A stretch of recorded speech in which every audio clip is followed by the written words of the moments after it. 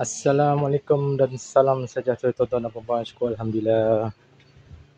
Saya baru lepas beli barang-barang buat preparation untuk projek next, rewiring kawasan ruang tamu. Okey, ni kabel kita gunakan 1.5 untuk litar cahaya, poin lampu kipas, dan 2.5 untuk litar kuasa, soket plug, dan 4mm ni adalah untuk aircon.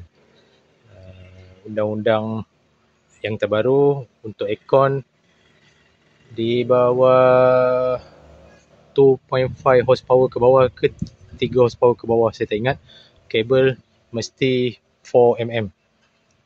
So Alhamdulillah. Dan ni dia punya DB metal clad, kita bagi 22 way, dan RCCB 40M 30MA, InsyaAllah lebih sensitif. Dan ni untuk litar kuasa, litar aircon C16.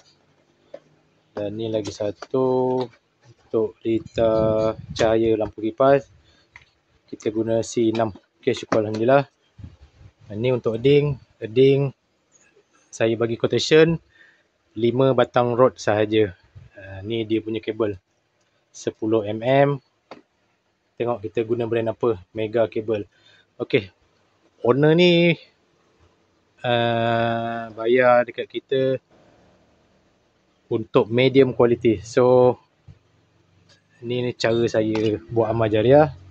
Saya bagi kabel high quality. Okey, boleh nampak semua kabel kita guna Mega.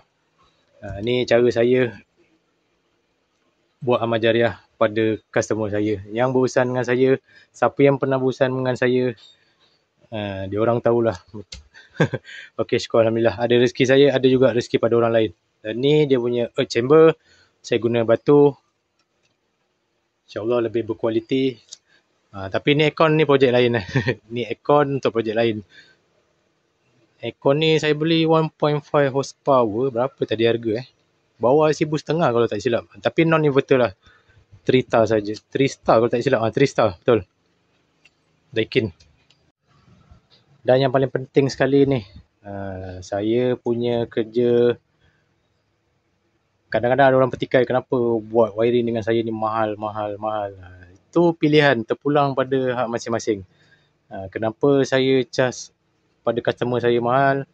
Setiap kerja wiring yang saya buat ni, saya follow ni Undang-Undang Peraturan Elektrik Suruhanjaya Tenaga. So siapa-siapa electrician, wireman, wajib follow ni lah peraturan yang telah ditetapkan.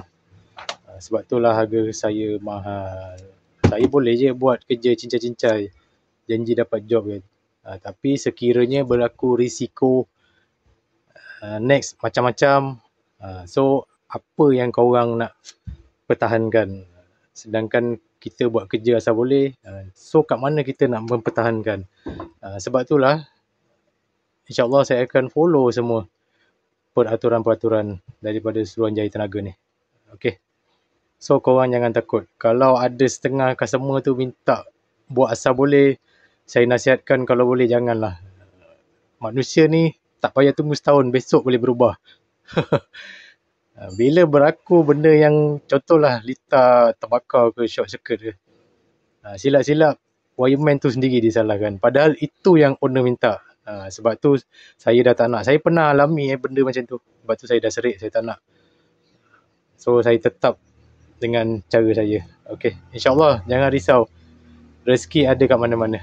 InsyaAllah nanti saya update progress nanti di rumah customer ni. Okey, jumpa lagi di next video. Assalamualaikum. Bye-bye.